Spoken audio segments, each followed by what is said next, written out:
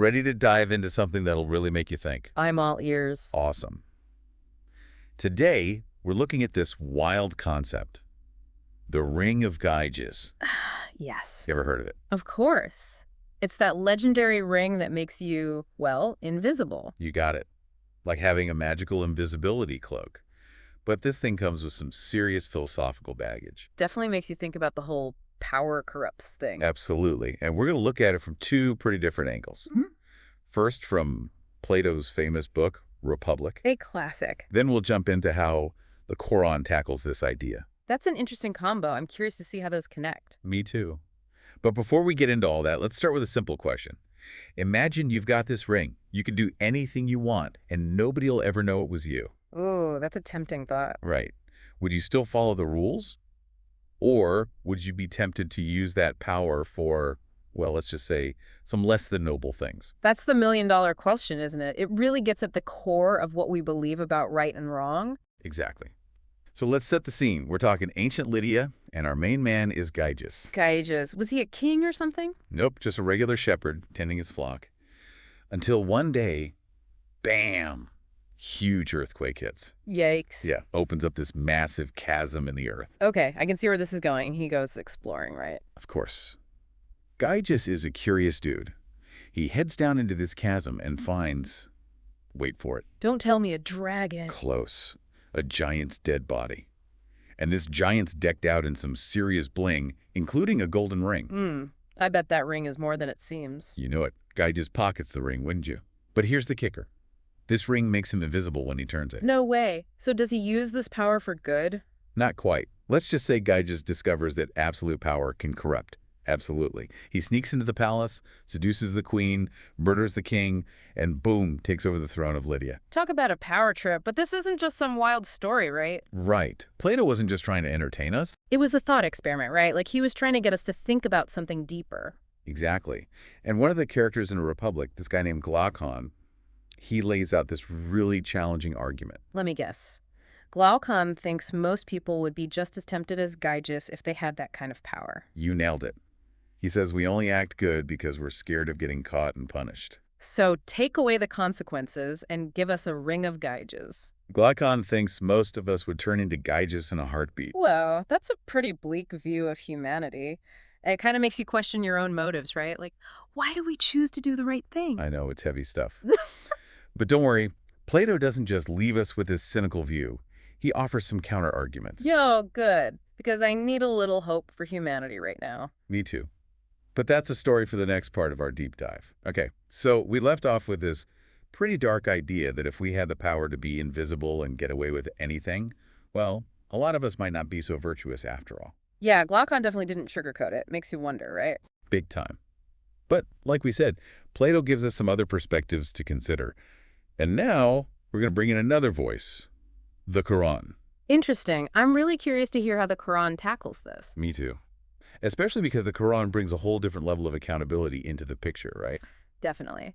A key idea in the Quran is that God is all-knowing. Like, God sees everything, even stuff we think is totally secret. Okay, so let's say you're wearing the Ring of Gyges, feeling all sneaky and invisible. The Quran reminds us there's one observer you can never escape from. Whoa, that's kind of intense. It's like no matter what you do, someone's always watching. Exactly. And the Quran makes it clear that our actions have consequences that go way beyond just earthly rewards or punishments. So it's not just about getting away with something in this life. There's a bigger picture. Absolutely. The Quran talks about a day of judgment where everyone's held accountable for what they did, visible or not. So no escaping the consequences, even if you think you've outsmarted everyone here and now. Makes you think. It really does. You know, we've actually got a Korean translation of the Quran as one of our sources for this deep dive. Oh, cool. What does it say about this? Well, there's one verse that's super clear. It says, he knows what is in front of them and what is behind them, and they cannot conceal anything from him. Wow, that's pretty straightforward. No hiding from that, huh? Nope. And there's another verse that's even more mind-blowing. It says, and we have already created man and know what his soul whispers to him, and we are closer to him than his jugular vein. Okay, now that's both fascinating and a little scary. Right. It's like God knows our deepest thoughts and desires, not just our actions. So even without a physical ring of Gyges, it's like we're all living with a metaphorical one, always being watched, always accountable. That's a really interesting way to think about it. The Quran really shifts the focus from external consequences to internal accountability. It's not about what you can get away with. It's about being aware that everything you do matters, even if nobody else sees it. Exactly. It's like that saying, dance like nobody's watching, but live like God is always watching. I love that. Yeah. So with that in mind, how does the Quran view the whole idea of ambition and wanting things for yourself? Is that seen as bad? Not necessarily. It's more about making sure those desires are aligned with a higher purpose, like justice, fairness, and ultimately being accountable to God. Okay, so it's not about denying your desires. It's about making sure they're guided by something bigger than yourself. Right. And this connects to another really cool concept in the Quran. The idea that being a good person is its own reward. Like it brings a sense of inner peace and spiritual fulfillment that goes way beyond just material stuff. So even if Guy just gets all the power and wealth he could ever want, the Quran's saying there might be a deeper cost. Yeah, kind of spiritual emptiness that comes from choosing the wrong path. And this brings us to an even bigger question. What happens after this life is over? Ooh, yeah. The Quran has a lot to say about the afterlife, doesn't it? Mm, And how our actions in this life affect what happens next. definitely. And that's where we're headed in the final part of our deep dive. We're going to explore how the Quran's view of the afterlife completely changes the stakes of the Ring of Gyges dilemma. All right, we're back for the final part of our deep dive into the Ring of Gyges. It's been a wild ride so far. It has. We've gone from a sneaky shepherd to some pretty heavy philosophical debates to the idea that maybe there's always someone watching, even when we think we're totally alone. And now, the big question. What happens after all this? After this life? Ah, yes, the afterlife. The Quran definitely doesn't shy away from that topic. Right. It paints a pretty clear picture of what happens after we die. And let me tell you, it really gets you thinking about the choices you make when you think you can get away with anything. Definitely makes you pause and reflect. The Quran basically says that this life is a test. A test. Yeah, like a temporary stage where everything you do, every choice you make, it all adds up to something much bigger. It shapes your eternal destiny. Okay, that's pretty intense. So it's not just about, like, avoiding punishment in the afterlife. Right. It's about something way more profound. It's about striving for something better, a higher state of being, closeness to God. And the Quran says you can only get there through righteous actions. So even if someone used the Ring of Gyges to do all sorts of bad stuff and got away with it in this life, they wouldn't escape true justice in the next. Like, there's no ultimate loophole. Exactly. The Quran describes a day of judgment where literally everything you've ever done, good or bad, hidden or public, it's all laid out on the table.